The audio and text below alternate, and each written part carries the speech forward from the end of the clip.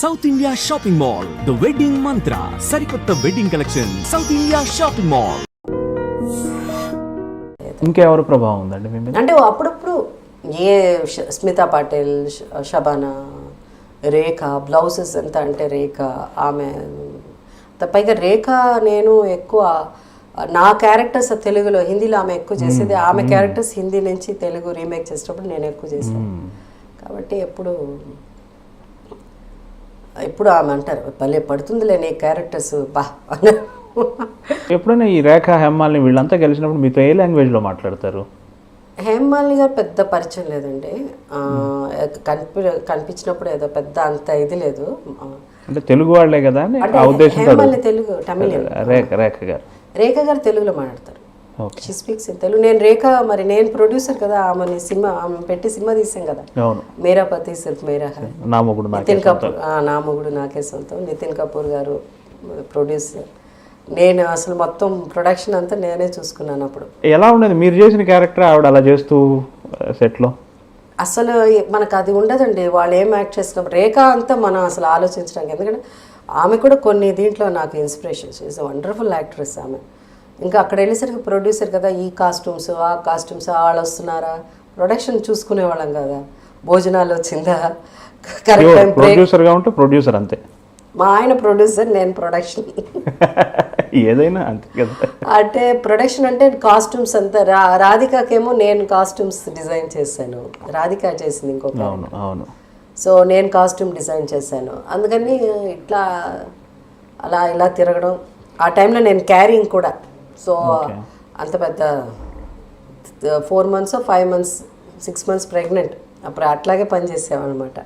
So ఆ cinema అప్పుడు as a producer ఆమె ప్రొడ్యూసర్ గారు అని పిలుస్తాం. మీ ఫస్ట్ హిందీ సినిమా ఆయన కదా? దాంట్లో నేను కమల్ ఒక చిన్న సాంగ్ చేసి అదే అరంగేట్రమే, అదే తెలుగులో అరంగేట్రం పేరు వచ్చి జీవిత ఇచ్చి ఏదో జీవితం, కమల్ చేయలేదు తెలుగులో, నేను యాక్ట్ చేశాను అనుకుంటా, నేను యాక్ట్ చేశాను. అపూర్ రాగంగా నేను చేయలే, అపూర్ రాగంగా మాధవి చేసింది తెలుగులో, అదే తూర్పు పడవ, నా క్యారెక్టర్ మాధవి చేసింది. అది హిందీ ఊరికే బాలచంద్ర గారు, మేమంతా కంపెనీ ఆర్టిస్ట్ కదా, అది ఎందుకు బాంబే నుంచి వాళ్ళిద్దరు మీ ఇద్దరండి పిల్లలు యంగ్స్ ఇట్రండి మీ ఇద్దరు యాక్ట్ చేయండి అని చెప్తే అది చేసాం. దాని తర్వాత షబాష్ డాడీ నేను చేసిన సినిమా అమిత్, అదే మన అమిత్ కుమార్తో, కిషోర్ కుమార్ గారు అబ్బాయి. చాలా రోజులు గ్యాప్ తర్వాత మళ్ళీ మీరు సూర్యవంశ్, దాని తర్వాత చాలా రోజులు గ్యాప్ తర్వాత హిందీ సినిమా ఒకటి చేశాను. అప్పుడే మా ఆయన ఎక్కువ పరిచయం నాకు, అయితే జఖ్మీ షేర్, అవును జితేంద్ర గారితో. అవును, టుటు శర్మ చేశాడు. టుటు అంటే మన పద్మిని కోలాపురి హస్బెండ్, అతను ప్రొడ్యూసర్, అతను మా ఆయనకు కూడా ఫ్రెండే. సో అట్లా ఆ సినిమా చేయడం అంటే దాసరి గారి డైరెక్షన్, జఖ్మీ షేర్ దాసరి గారి డైరెక్షన్. సో ఆ షూటింగ్ అప్పుడు మా ఆయన పరిచయం అనమాట, దాసరి గారికి అసిస్టెంట్ డైరెక్టర్ పని. అక్కడి నుంచి ఇంకా స్టోరీ ఎలా ఆయన చాలా ప్లాన్డ్ గా స్కెచ్ వేసి అలా అంత సీన్ వాళ్ళు అసలు కేర్ చేస్తారు, పంజాబీస్ కదా వాళ్ళు అంత కేరే చేయరు, మనం వెళ్ళాలి కానీ పరిగెత్తాలే కానీ. సో మీ వైపు నుంచే అట్లా లేదు, జస్ట్ ఒక మ్యూచువల్ కొన్ని కామన్గా కొన్ని ఇంట్రెస్ట్. మెయిన్ థింగ్ నాకు స్పోర్ట్స్ ఇంట్రెస్ట్, పుస్తకాలు ఎక్కువ చదివేదాన్ని, నేను బుక్స్ ఎక్కువ చదివేదాన్ని ఆ రోజుల్లో. సో పుస్తకాలు మార్చుకోవడం. ఆయన చాలా హ్యాండ్సమ్గా ఎత్తుగా తెల్లగా, ఆయన ఎప్పుడు హీరోగా అలా అనిపించలేదండి మీరు నటింపజేయాలని? అని నాకు అసలు అంటే అప్పుడు అది అయిపోయింది లేదు, వాళ్ళ బ్రదరు జితేంద్ర గారు ముందు ఆయన అక్కడ ఇన్స్టిట్యూట్లో ఎక్కడో జాయిన్ చేసి బహుశా యాక్టింగ్ రావట్లేదు అని చెప్పి వాళ్ళు అసలు డైరెక్షన్ పంపించారేమో. ఇంకా దాని తర్వాత అంత మరీ అందంగా ఉన్నాడు ఆయన, సినిమా తీయాలి అలాంటి మరీ అంత ఆలోచన కూడా రాలేదు. వారిలో తొలి ఆకర్షించిన అంశం ఏంటి మీకు? అలాంటి హ్యాండ్సమ్ మ్యాన్ చూసినప్పుడు natural it's looks, women first falls for that, తర్వాత విషయాల తర్వాత కొన్ని ఏదైనా ఉన్న చిన్నది అటు ఇటు గుణాల్లో ఏదన్నా ఉన్నా కూడా ఇది కవర్ చేసేసి ఇట్లా ఉండేది. బిగినింగ్ అట్లా ఉంటుంది. So definitely very good looking man. అదే గుడ్ లుకింగ్ మీ ఇద్దరు పిల్లలకు కూడా వచ్చేసింది. Ya, quite good looking, not bad. Not as good as వాళ్ళ నాన్నకు వచ్చినంత ఇది లేదు, but they have a different their own style, not necessarily more hand there are lot of people. తర్వాత మేము lot of people they are not very handsome, but the way they talk to you, you know the kind of style, it also ads. అవును అవును. జనరల్గా ఉన్న comparison ఏంటంటే ఇండస్ట్రీలో సావిత్రి గారు, వాణిశ్రీ గారు, జయసుధ, ఫుల్ స్టాప్ అక్కడికి, మళ్ళీ కంటిన్యూటీ లేదు దానికి. వాళ్ళిద్దరితో ఉన్న అనుబంధం చెప్పండి, మీకు ముందున్న ఇద్దరితో ఉన్న అనుబంధం. సావిత్రి గారు తమిళ సినిమా ఒకటి చేశానండి ఆమెతో, నాకు మదర్గా యాక్ట్ చేశారు. ఆల్మోస్ట్ మీరు వచ్చేప్పటికే ఆవిడ కెరీర్ దాదాపు అంత్యదశలో ఉంది. Not keeping well also at that time. Okay. So hardly any interaction పెద్దగా లేదు. ఓకే. దెన్ ఈ అరంగేట్రం అన్న తమిళ సినిమాని తెలుగులో దాని విచిత్ర ఏదో జీవితం అండి, ఏదో జీవితం, ఏం జీవితం గుర్తులేదు నాకు, సంథింగ్. గుళ్ళపల్లి నాగేశ్వరరావు గారు తెలుసు కదా, వెరీ వాస్తు ఇది అంతా వెరీ ఫేమస్, బట్ ఆయన actually is a producer. So ఆ సినిమా ఆయన తీశారు. దాంట్లో తమిళ్లో ఆవిడ చేయలే, కానీ సావిత్రి గారు తెలుగులో సావిత్రి గారు చేశారు నాకు మదర్గా. అప్పుడు కూడా చాలా తక్కువ ఇంటరాక్షన్, అంటే ఇంకా చాలామంది మేము కూతుర్లు కదా, 3 కూతురు, 4 ఎక్కడ గుడ్ మార్నింగ్ నమస్కారం అమ్మా బాగున్నామ్మా అంతే. She was more into not very into not keeping really keeping well. So she was tired and she lost that ఇది అప్పటికే. అందువల్ల పెద్ద ఇంటరాక్షన్ ఏం లేదు. వాణిశ్రీ గారు అంటే, వాణిశ్రీ గారితో నేను బిగ్ ఫ్యాన్ ఆఫ్ వాణిశ్రీ గారు. కృష్ణవేణి, ఆ సినిమా, ఈ సినిమా అదంతా. దాని తర్వాత పిక్చర్ చేసాం, ఇది పాట ఎదురీత. దాంట్లో వాణిశ్రీ గారు, రామారావు గారు, నేను ఒక క్యారెక్టర్ చేశాను, హిందీ రీమేక్ అసలు. దాని తర్వాత మళ్ళీ వాణిశ్రీ గారు, నాగేశ్వరరావు గారు, నేను, అది రీమేక్ దాగ్ అని ఒక పిక్చర్, షర్మిలా ఠాగూర్, రాఖీ యాక్ట్ చేశారు, ఆ సినిమా చేసాం. అట్లా వాణిశ్రీ గారు కొంచెం చెప్పారు, జయసుధ ఇట్లా చెప్పాలి కొంత అట్లా అని కొంచెం బిగినింగ్ డేస్లో కొంచెం సపోర్ట్ చేసి నేర్పించేవారు వాణిశ్రీ గారు. ఫెంటాస్టిక్. ఐ మీన్ ఆ రోజుల్లో వాళ్ళందరినీ చూస్తే ఒక హీరోయిన్ అంటే హీరోయిన్ వచ్చినట్టే ఉంటుంది. దార్ ఆఫ్ హీరోయిన్ ఇట్లా దిగుతున్నారండి జయలలిత గారిని, వీళ్ళు కార్లోంచి ఇట్లా దిగితేనే ఏదో ఒక మహారాణి దిగినట్టు, క్వీన్ దిగినట్టు. వాణిశ్రీ గారు కూడా అట్లాగే. జయలలిత గారితో అనుబంధం ఉందండి? Yeah, we did only one film అండి, నేను జయలలిత గారు. బట్ వీ యూస్ టు, ఆమె షూటింగ్కి అవుట్డోర్కి వెళ్ళేటప్పుడు అదే చోట మాకు షూటింగ్లు జరిగేది. Okay. So we used to stay in same hotel. So అట్లా 2-3 times we became quite close. చాలా మందిని అడిగాను, ఆవిడ చాలా రిజర్వ్డ్గా ఉండేవాళ్ళు. మాట్లాడారండి, చాలా తక్కువ, వెరీ రిజర్వ్డ్ ఇన్ సెన్స్ ఆవిడ పని ఆవిడ చేసుకోవడం, అంటే వేవ్ లెంత్ డిఫరెంట్గా ఉంటే కష్టం అండి, అంతే. సో ఆవిడ పని she is also, she reads lot. చదివేవారు, ఎక్కువ పుస్తకాలు చదువుతారు, అది పలకరిస్తారు, కూర్చొని మాట్లాడతారు. And especially when we went to this outdoor, అప్పుడు అవుట్డోర్ వెళ్ళినప్పుడు ఆ రోజు ఆమెకు షూటింగ్ లేదు, నాకునింది షూటింగ్ పక్కనే రూమ్లో. సో నాకు ఒంట్లో బాగాలేదు, ఫీవర్, హై ఫీవర్, షూటింగ్ జరుగుతున్నాను నేను లేకపోయినా. సో మా నాన్నగారు అంతా ఆ రోజు అంతా మనం ఇడుకులో అదే కొలోన్ నీళ్ళలో వేసి కర్చీఫ్ పెట్టి మనం పెట్టుకుంటాం కదా, అట్లా మా నాన్నగారు వచ్చారు, మా మదర్ రాలా. సో ఆయన ఇట్లా పెట్టేసి వెళ్ళి బయట నించుని, సో అట్లా ఆ రోజు నేను షూటింగ్కి వెళ్ళిపోతే she came 4 o'clock. there was a knock. మా నాన్న అన్నారు, నేను కిందకి వెళ్ళేసి వస్తా కాసేపు 5 minutes, రూమ్లోనే కూర్చొని ఉన్నా, తగ్గిపోతుందిలే అలా అనేసి. She came inside, can I come in, she said. పక్కన వచ్చి కూర్చొని మళ్ళీ ఆ నీళ్లు మార్చి, she took care of me. 10-15 మా నాన్నగారు వచ్చినంతసేపు she was there. Wonderful experience. ఊటీలో మీరు ఎప్పుడు చెప్పినట్టు కూడా లేదు మీడియాలో. So so sweet she was. So ఇప్పుడు ఎలా మాట్లాడేవారు ఆమె, అప్పుడు కూడా అదే. ద స్టైల్ ఆఫ్ స్పీచ్ కానీ, ద స్పీకింగ్ విధానం కానీ, ఏది మారలేదండి. ఆమె అదే స్టైల్, అదే వాకింగ్ నుంచి, కూర్చోవడం నుంచి, మాట్లాడడం నుంచి, ఈచ్ వర్డ్. చీఫ్ మినిస్టర్ అయిన తర్వాత మార్పులు ఏం లేదు. Speak even when she was అంత టాప్ హీరోయిన్గా ఉన్నప్పుడు. సో అందువల్ల ఏ సినిమా చేసింది ఒక సినిమా, ఆమె 100th పిక్చర్ మేము ఇద్దరం కలిసి చేస్తాం, బాగ్దాద్ పేరుడకి, జయలలిత గారి 100th పిక్చర్. అట్లా పరిచయం. రామచంద్రన్ గారు హీరోనా అండి అందులో? నో జయలలిత గారే హీరోయిన్, అప్పటికి లేదు. ఆయన రాజకీయాల్లోకి వెళ్ళిపోయారు, 72కే వెళ్ళిపోయారు కదా. సో ఆమె హీరోయిన్, హీరోకి పెద్ద క్యారెక్టర్ లేదు. It's heroine oriented film. Baghdad Perazhagi Baghdad. So అట్లా జయలలిత గారు పరిచయం. దాని తర్వాత ఆమె చీఫ్ మినిస్టర్ అయిన తర్వాత కూడా ఎక్కడ చూసినా, ఎక్కడ పెళ్లిలో చూసినా కూడా అయిపోతాను నన్ను చూస్తే ఆమె. సార్ అవయూ కమ్ అట్లా అని. అలాగే ఈవెన్ వాళ్ళ అదేంటి later on we wanted to do a serial. So Jaya టీవీలో కూడా మాకు ఆమె సీరియల్ ఇప్పించారు త్రూ జయలలిత గారు. జయా టీవీ అంటే అది ఛానల్ సపరేట్, దానికి సపరేట్ CEO అంతా ఉంటారు. సో ఛానల్ ద్వారా వెళ్తే మనకి రాదు సీరియల్, కష్టం. వెయిటింగ్ లిస్ట్ ఉంటుంది కదా. పైగా జయసుధ అంటే వాళ్ళకి పెద్దగా, నేను అప్పటికి ఇంకా తెలుగులో నేను చెప్పేది ఇక్కడ 2004-05 చెప్తున్నాను. ఓకే. సో జయసుధ అంటే అప్పటికి తమిళ్లో అసలు లేను, నేను చేయట్లే, సినిమాలే లేవు కదా, 2005కి లేను అస్సలు. సో వాళ్ళకి పెద్దగా ఎవరికి తెలీదు జయసుధ అంటే. బట్ ఎట్లా, so I want to do a serial అనేసరికి it is through her.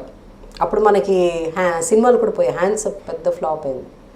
So financially చాలా టఫ్ డేస్ అది. సో గుడ్ సీరియల్ ఏదన్నా చేస్తేనో ఈ కీప్స్ అంటే భయం వేసింది. 2-3 సినిమాలు ఫాట్ని అయిపోయి మొత్తం ఫైనాన్స్ సినిమాలు పోయిందని నేను ఇమీడియట్గా నెక్స్ట్ పిక్చర్ తీయడం భయపడతాం. అంతే కదా. So what to do as a producer, my husband has to do some work. అలా అది అనేసరికి message went to her. And ఆమె చాలా బిజీగా ఉన్నారు అప్పుడు. ఆమె కలవడానికి కూడా కుదరలేదు ఆమెకి.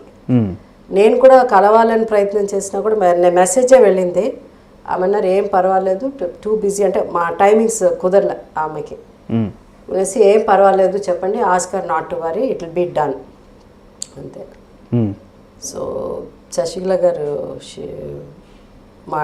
She spoke, she and our brother ఎవరు ఉన్నారు, వెంట్ హోమ్. జయలలిత గారు ఇంటికి వెళ్ళాము. ఇంటికి వెళ్ళి పిలిపించారు, పిలిచి ఏంటమ్మా చెప్పారు, ఇట్లా వచ్చింది అమ్మ చెప్పారు, మీకు సీరియల్ ఇమ్మని చెప్పారు అమ్మ అట్లా అడిగింది శశికళ గారు. ఓ సో హ్యాపీ అండి. తెలుగు మాట్లాడతారండి శశికళ? కొంచెం తమిళ్లో మాట్లాడుకున్నాం. నేను చెన్నై, అందరూ తమిళే మాట్లాడుకుంటాం. అండ్ షీ సెడ్, చెప్పారు అమ్మ కుడుకుసనంగా ఇట్స్ డన్. సో ఫార్మాలిటీస్ అంతా చేసి, and she also help me to start. Also it be financial, it will be very difficult to others. Even that also she took care. అంతే, కష్టకాలంలో ఆదుకున్న వాళ్ళే భగవంతుడు. She took care. అందుకే when she passed away that day I was not feeling well. But ఇప్పుడు వరకు I don't believe అండి that she passed away. I can't, I think she still there. అట్లా అనిపిస్తుంది నాకు. Because certain people no we don't want them to, they are not there అన్నదే వినడానికి కూడా అంటే హౌ ఇస్ ఇట్ పాసిబుల్, అది it's not possible. ఆమెకి ఎట్లా జరగదే, ఆమెకి ఇవన్నీ జరగదే అని అనుకునే వ్యక్తుల్లో కొంతమందికి ఒక అలవాటు ఉంటుంది, ఎంత సన్నిహితులైనా సరే వాళ్ళు మరణించినప్పుడు మటుకు వెళ్ళి చూడరు. ఎందుకంటే ఆ రూపాన్ని మైండ్లో ముద్రించుకోవటం ఇష్టం లేక. వాళ్ళు అలాగే ఉండాలి అందంగా, వాళ్ళు మన ఊహా చిత్రంలో అలాగే ఉండాలని. నాకు కూడా అస్సలు నేను అస్సలు నమ్మలేదు. ఇంకా లాస్ట్ ముందు రోజు చూడకూడదు అనుకున్నాను, తర్వాత ఇంకా తప్పలే, అట్లీస్ట్ కొంత అన్నా చూడాలని కూర్చున్నా టీవీ ముందు. But still I just there is no feeling, kind of numbness అంటారు చూడండి. Absolutely no, this is not possible, that's not her, that is not her అలా. ఐ మీన్ మొన్న అంటే ఆ మధ్య ఎప్పుడో కలిసి, ఎందుకంటే 100 years ఇది జరిగింది కదా చెన్నైలో, సెంటినరీ. సో తెలుగు వాళ్ళకి సపరేట్గా ఒకరోజు పెట్టారు, దాంట్లో సీఎం గారు రాలేదు. సీఎం గారిది, జయలలిత గారిది సెంటినరీ ముందు రోజు ఒకటి పెట్టారు, 2 days ఏదో పెట్టారు ఒకటి. ముందు రోజు కొంతమందిని ఆమె సత్కరించారు, నెక్స్ట్ డే ప్రెసిడెంట్ వచ్చేటప్పుడు కొంతమందిని సత్కరించారు. సో మీరు దాంట్లో ప్రెసిడెంట్ ఉన్న దాంట్లో మేము లేదు. దాంట్లో చాలామంది రజనీకాంత్ గారు ఇది అదేమి దానికి ముందు రోజు ఒకటి చేశారు. దాంట్లో యాక్చువల్గా ఎవరు లేరు తెలుగు వాళ్ళు దాంట్లో. ఆ ముందు రోజు పెట్టిన దాంట్లో కూడా కమల్ హాసన్, రజనీ గారు ఉన్నారు అనుకుంటా. I think he was there. Rajini గారు ఉన్నారు, శివకుమార్ వాజ్ దేర్, ఇళయరాజా, తర్వాత ఇంకా ఎవరో ఇద్దరు ముగ్గురు. అండ్ అఫ్ కోర్స్ ఆమె పాత హీరోయిన్స్ ఆమె ఉన్నప్పుడు ఇంకెవరెవరో ఉన్నారు, అందరు చాలా మంది ఉన్నారు. And Sridevi also was there. But శ్రీదేవికి ఆ రోజు ఇవ్వలే, శ్రీదేవికి ప్రెసిడెంట్ వచ్చిన రోజు ఇచ్చారు. సో ఇంతవరకే పిలిచారు. అందుకే శ్రీదేవి కూడా తమిళ్లో పెద్ద successful heroine, top heroine Sridevi గారు. తను కూడా శ్రీదేవి అంత ఉన్నింది కాబట్టి శ్రీదేవిని పిలిచారు. దెన్ మన వాళ్ళు ఎవరో వెళ్ళి మా తెలుగు కూడా ఇక్కడే చేస్తున్నాము మీది అయిపోయిన తర్వాత అంటే ఎవరెవరు వస్తున్నారు అలా అలా అని అంటే లిస్టు ఇలా చెప్పారు. వీళ్ళు వస్తున్నారు, వాళ్ళు వస్తున్నారు, వాణిశ్రీ గారు వస్తున్నారు, జయసుధ వస్తున్నారా అని అడిగారంట. జయసుధ వస్తున్నారు అనగానే సరే అని ఓకే అనేసి చెప్పారంట. జయసుధకు కూడా నేను కొంతమందికి ఇస్తున్నాను రేపు, ఆ లిస్ట్లో లేదు కానీ పర్వాలేదు తన్ని యాడ్ చేయండి అలా, జయసుధని యాడ్ చేయండి అలా. దాని తర్వాత లేదమ్మా అలాగే జయప్రద కూడా ఆమెతో కూడా వస్తున్నారు. అప్పుడు పొలిటీషియన్స్ కదా వాళ్ళ జయప్రద గారు ప్లీజ్ జయప్రద గారిని కూడా చెప్పండి అని చెప్పి మీకు నెట్లో చూస్తారు రెడ్ కలర్ శారీ కట్టుకుని చూశాను. ఆ స్పీచ్ మొత్తం విన్నాను. ఆ రోజు అది ఆమె లాస్ట్ మినిట్లో యాడ్ చేసింది.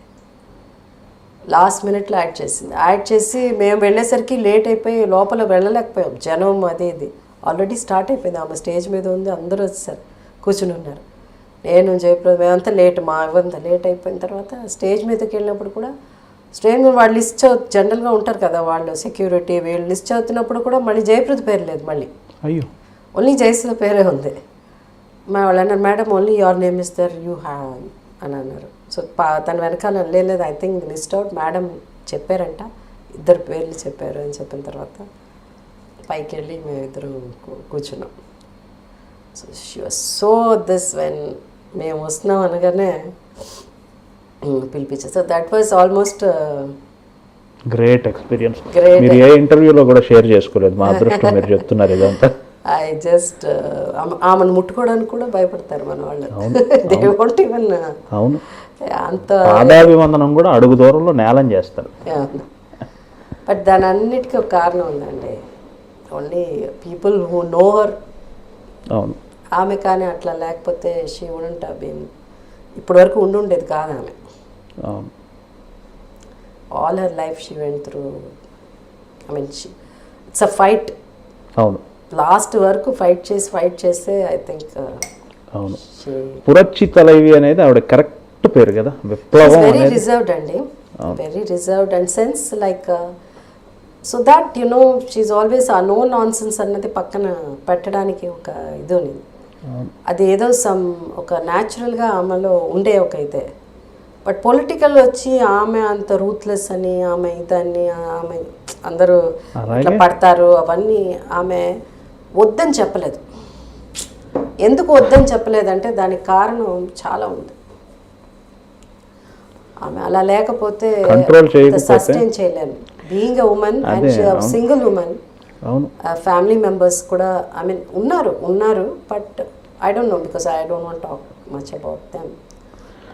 బట్ ఒంటరి ఆడది, అంత పెద్ద పార్టీకి నాయకురాలు అంటే సహజంగా ఎంతో మంది ఎన్నో రకాలుగా అడ్వాంటేజ్ తీసుకుంటారు కదా. అది కంట్రోల్ చేయాలంటే ఆవిడ మరి అలాగే ఉండాలి కదా. అడ్వాంటేజ్ తీసుకోవడం, ఒకసారి ఆమెకి పెద్ద యాక్సిడెంట్ కూడా అయింది. 89 మీనంబాకం ఎయిర్పోర్ట్ దగ్గర. సో రుటిలో తప్పింది ఆవిడ.